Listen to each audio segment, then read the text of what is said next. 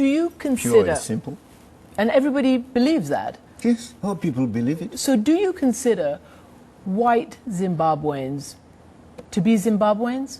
Those who are naturalized and have citizenship, yes. Those who've been living there for years and years and years? But historically, Right. historically, The people who've they been have a debt. contributing to to farming, historically they have a debt to pay. Yes, the land, they occupied the land illegally. They seized the land from our people. Look. And therefore, the process of reform, land reform, involved their having to hand over the Right. land. But We agreed upon this with the British, by the way. Some 80% of that land was acquired after you took office, some of the farmland, and with the various certificates that mean government approval. Why are these people being hounded out of the country? Why are they being They are not being hounded off their land then? No, they are not being But they hounded are. out of the We've country just at done all. reports Those about who it. are in industry, in manufacturing, No. in mining are not being... The farmers I'm talking are about. not Why being is that affected. wonderful farmland, and why are they being... What are you talking about? We are getting land from them, and that's all. They are not being hounded out of the country. Not at all. They're being hounded off their land? Not of their land. It's not theirs. Our land. Even though they bought it? Even though they bought it with the certificates of approval from the government?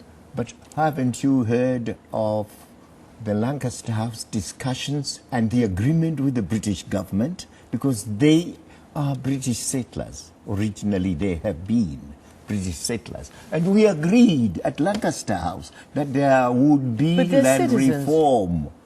But they're citizens, aren't they? And isn't this farming disaster contributing to citizens by colonization, seizing land from the original people, indigenous people of the country? But how did that all go so wrong? That? How did that all go so wrong? Because when you came in, it was about reconciliation. No, they knew about it. They knew we had this program of land acquisition and land reform.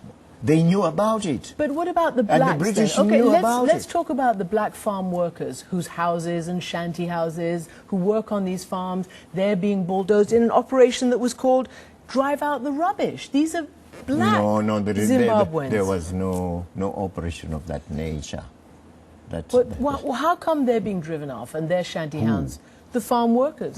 No, you're mistaken about the Muramba China program, which had to do with slums, getting rid of slums, not getting rid of the farm workers. It had nothing to do with farm workers at all. Farm workers, by the way, were to be given three choices. One, they could remain on the farm under the new owner and continue working on the farm. Two, if they were alien... The accusation was that they were opposition. Let me know.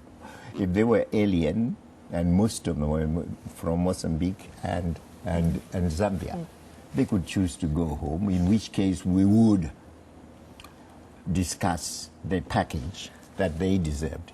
Three, they could decide to leave the farm and go elsewhere.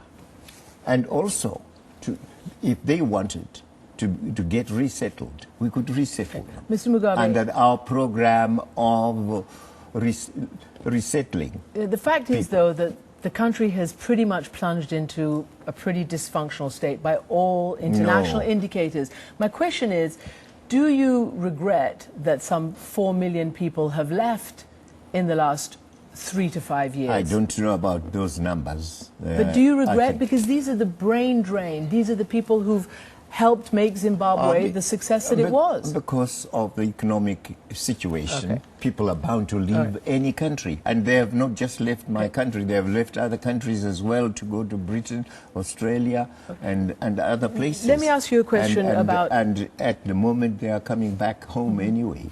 Let me ask you a question. We'll move on from this, and we'll ask you a question about... You heard what Archbishop Desmond Tutu said. That's nonsense. It's just devilish talk. Devilish talk? Yes. Do you He doesn't know what he's talking about, the little man. The little man, he's a Nobel Peace Prize winner. Oh, come on. He's a liberation fighter too. What South liberation? Africa. No, of course. You don't know what his status in the ANC amounts to.